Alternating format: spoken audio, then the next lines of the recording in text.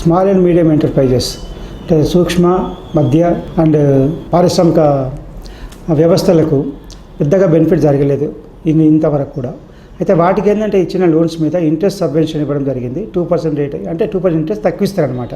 వేరే వాళ్ళకి 12% ఇస్తే వీళ్ళకి 10%, వేరే వాళ్ళకి 8% ఇస్తే వీళ్ళకి 6%, ఈ విధంగా తగ్గించడం జరిగింది. అది ఎవరికంటే జిఎస్టీ లైసెన్స్ ఉన్న వాళ్ళకి మాత్రమే ఆ బెనిఫిట్ ఇవ్వడం జరిగింది. అదే మాదిరిగా రీపేమెంట్స్, ఎంఎస్ఎంఈ పేమెంట్స్ ఎవరైతే జనరల్గా ఎంఎస్ఎంఈ చాలా వరకు పబ్లిక్ సెక్టర్ అండర్టేకింగ్ సప్లై చేస్తుంటారు, మేజర్ కార్పొరేట్స్కి సప్లై చేస్తుంటారు, ఎక్స్పోర్ట్ చేస్తుంటారు. వాళ్ళకి పేమెంట్స్ కొంచెం ప్రాబ్లమ్స్ ఉంటాయి, వాళ్ళకి రావడానికి టైంలో ఇవ్వరు. అలాంటి వాటిని రెగ్యులేట్ చేయడానికి ఆ పేమెంట్స్ ఒకటి ఇంకో డిస్కౌంట్ కూడా బ్యాంక్స్ కూడా డిస్కౌంట్ చేసుకొని అమౌంట్స్ ఇవ్వచ్చు, అలా రీపేమెంట్స్ సరిపడేట్టుగా ఫైనాన్స్ చేయడానికి రీపేమెంట్స్ ఫైనాన్స్ చేయొచ్చు అని చెప్పని ఒక ప్రొవిజన్ క్రియేట్ చేయడం జరిగింది.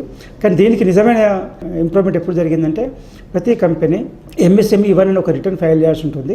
ఆ ఎంఎస్ఎంఈ 1 రిటర్న్ ఏంటంటే దాంట్లో 45 రోజుల కంటే ఎక్కువ అవుట్స్టాండింగ్ ఉన్న డీటెయిల్స్ని ఆ కంపెనీ రిజిస్టర్ ఆఫ్ కంపెనీస్కి ఫైల్ చేయాలి. కారణాలు చెప్పాలి, 45 రోజుల ఎందుకు పేమెంట్ చేయలేకపోయినాము ఆ కారణాలు చెప్తూ ప్రతి company any company registered small corporate కానీ పబ్లిక్ సెక్టర్ ఏదైనా కానీ కంపల్సరీ ఎంఎస్ఎంఈ రిటర్న్ ఫైల్ చేయాల్సి ఉంటుంది.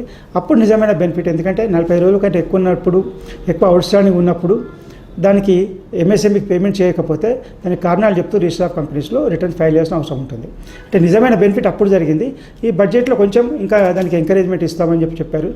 ఎంఎస్ఎంఈ మెయిన్ ప్రాబ్లం ఏంటంటే రిసీవేబుల్స్, స్టాక్స్ ఎందుకు ఉంటాయంటే వీళ్ళకు పర్చేస్ ఇన్స్పెక్షన్ చేసుకోవాలి, ప్రొడక్షన్ స్టార్ట్ చేయాలి, ప్రొడక్షన్ చేసిన తర్వాత మళ్ళీ వీళ్ళు పర్చేస్ పంపించిన తర్వాత వాళ్ళు క్వాలిటీ వెరిఫికేషన్ తర్వాతనే వీళ్ళకు పేమెంట్ అనేది వచ్చే అవకాశం ఉంటుంది. కాబట్టి ఎంఎస్ఎంఈకి వచ్చేసరికల్లా ఇలాంటి వాటికి పేమెంట్స్ కొంచెం స్టాక్స్ ఎక్కువగా ఉండే అవకాశం ఉంటుంది, ఐడి స్టాక్స్ కూడా ఎక్కువ ఉండే అవకాశం ఉంటుంది, వేస్టేజ్ కూడా ఎక్కువ అయ్యే అవకాశం ఉంటుంది. ఇది ఒక రీజన్. నెక్స్ట్ ఏంటంటే పేమెంట్స్, వీళ్ళు ఎవరికి సప్లై చేస్తారో వాళ్ళు పెద్ద పెద్ద ఆర్గనైజేషన్స్ ఉంటారు, వాళ్ళతో బిజినెస్ వీళ్ళు దులుకోలేరు కాబట్టి, వీళ్ళు లాంగ్ టర్మ్ అండర్స్టాండింగ్స్ ఉంటాయి కాబట్టి వాళ్ళకి పేమెంట్స్ని వాళ్ళకి వచ్చే పేమెంట్ 45 రోజుల కంటే ఎక్కువ అవుట్స్టాండింగ్ ఉంచకూడదు అని చెప్పని గవర్నమెంట్ తీసుకున్న నిర్ణయము, దాన్ని ఇంప్లిమెంట్ చేయడానికి ఎంఎస్ఎంఈ 1 రిటర్న్ ఫిల్అప్ చేయించడము అనేది నిజంగా ఎంఎస్ఎంఈకి ప్రతి ఒక్కరికి కూడా స్మాల్ అండ్ మీడియం ఎంటర్ప్రైజెస్కు అది ఎంతో ఉపయోగపడే వార్త. అదే మాదిరి వాళ్ళకి నిజమైన వాళ్ళ ప్రాబ్లమ్స్ ఉండే స్టాక్స్ అండ్ రిసీవేబుల్స్, ఈ రెండింటి ప్రాబ్లమ్స్ని సాల్వ్ చేయడం అనేది ఎంఎస్ఎంఈ 1 ద్వారా జరిగింది. అదే మరి ఇప్పుడు ఫైనాన్స్ కూడా ఇస్తామంటే ఈజీ ఫైనాన్స్ 55 నిమిషాలు లోన్ ఇస్తామని చెప్తున్నారు. కానీ అంతవరకు సాధ్యమా, బ్యాంకర్స్ ఇంట్రెస్ట్ ఎలా ఉందనేది తెలియదు. కానీ but intention is there, implementation అనేది ఒక విధమైన చేయాలని సంకల్పం వచ్చింది. దాన్ని చేయడం అనేది కొంచెం టైం పట్టవచ్చు ఒక స్ట్రీమ్ లైన్ కావడానికి, బట్ ఒక ఇంటెన్షన్ అయితే మొదలైంది. మహిళలకు ఈ బడ్జెట్లో 2-3 విధాల బెనిఫిట్ ఇచ్చారు. ఒకటి ఏంటంటే పురుషులతో సమానంగా working conditions, payment conditions, better facility ఇవ్వడానికి ప్రయత్నం జరిగింది. అదే మాదిరిగా ఈ సెల్ఫ్ హెల్ప్ గ్రూప్స్ అంటే ఎవరైనా చిన్న వ్యాపారం చేసుకునే వాళ్ళు, కూరగాయలు అమ్ముకునే వాళ్ళు కానీ, పళ్ళు పూలు అమ్ముకునే వాళ్ళు కానీ, లేకపోతే పాలు అమ్ముకునే వాళ్ళు కానీ, చిన్న స్మాల్ వర్క్ చేసుకునే వాళ్ళకి 5,000 రూపాయల వరకు లోన్ ఇవ్వడం జరుగుతుంది.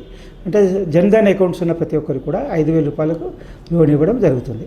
ఈ విధంగా ఏమవుతుందంటే వాళ్ళకు 5,000 రూపాయల వరకు లోన్ తీసుకుంటే వాళ్ళకి ఏమైనా డైలీ అవసరం ఉన్న సరుకులు కొనడానికి అవసరం ఉన్న పేమెంట్స్ కొరకు వాళ్ళు ప్రైవేట్ మనీ లెండర్స్ కానీ లేకపోతే మైక్రో ఫైనాన్స్ కానీ వెళ్ళాల్సిన అవసరం లేకుండా వాళ్ళకున్న ఈ ఓవర్ డ్రాఫ్ట్ ఫెసిలిటీతో మనం స్టాక్స్ కొనుక్కొని మళ్ళీ సాయంత్రం అమ్ముకొని నెక్స్ట్ డే కట్టుకునే అవకాశం ఉంటుంది. కాబట్టి జనరల్గా ఏంటంటే women entrepreneurs, women borrowers, small borrowers recovery చాలా బాగుంటుంది. నిజంగా 95 to 99% రికవరీ ఉంటుంది. కాబట్టి జనరల్ గవర్నమెంట్స్ కూడా ఉమెన్ ఎంటర్ప్రైజ్ని ఎంకరేజ్ చేయాలనే ఉద్దేశంతో ఇలాగా చేయడం జరిగింది. అదే మాదిరిగా ఏంటంటే ఉమెన్ ఎంటర్ప్రెన్యూర్స్ ఎవరైనా వ్యాపారం చేసుకునే వాళ్ళు కానీ, లేకపోతే స్మాల్ ఇండస్ట్రీస్ పెట్టుకునే వాళ్ళు కానీ, లేకపోతే యాక్టివిటీ చేసుకునే వాళ్ళకి కానీ ఒక 1 lakh రూపాయల వరకు Mudra loan scheme especially for women కొరకు 1 lakh వరకు ముద్రా లోన్ అంటే సెక్యూరిటీ లేకుండా ఇచ్చే లోన్ అనమాట. అలాంటి వాటికి కూడా ఇవ్వడానికి ప్రయత్నం చేయడం జరిగింది, ఈ బడ్జెట్లో ప్రతిపాదించడం జరిగింది. ఈ విధంగా మహిళలకు జన్ధన్ బేసిస్ మీద ఇచ్చే 5,000 రూపాయల loan account plus Mudra loan కూడా 1,00,000 రూపాయలకు లోన్ ఇచ్చే అవకాశం ఉంది. కాబట్టి అదే మరి వాళ్ళ పురుషులతో సమానంగా వాళ్ళకు వర్కింగ్ కండిషన్స్ పెంచడము, అదే మాదిరిగా వాళ్ళకు రెమ్యునరేషన్ పెంచడం అనేది ఈ బడ్జెట్లో ప్రతిపాదించడం జరిగింది. ప్రతి రోడ్డు హాకర్స్ అంటే రోడ్డు మీద అమ్ముకునే వాళ్ళు, లేకపోతే చిన్న షాప్స్ పెట్టుకునే వాళ్ళు డైలీ ఉంటాయన్నమాట, తీసుకొని పెట్టుకోవడం మళ్ళీ సాయంత్రం తీసేయడం కానీ లేకపోతే ఇచ్చేయడం కానీ చిన్నవి అనమాట. చాలా చిన్న షాప్స్ పెట్టుకుంటారు, వాళ్ళు వ్యాపారం చేస్తుంటారు.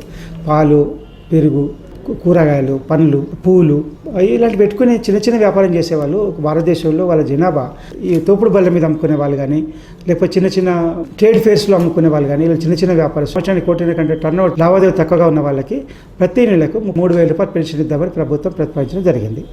ఎందుకోసం అంటే వాళ్ళని ఎంకరేజ్ చేయాలి. వాళ్ళకు బిజినెస్ అనేది వాళ్ళు చేసే వ్యాపారము స్టాండర్డ్గా ఉండదు, వాళ్ళకి ఇన్కమ్ గ్యారంటీ ఉండదు.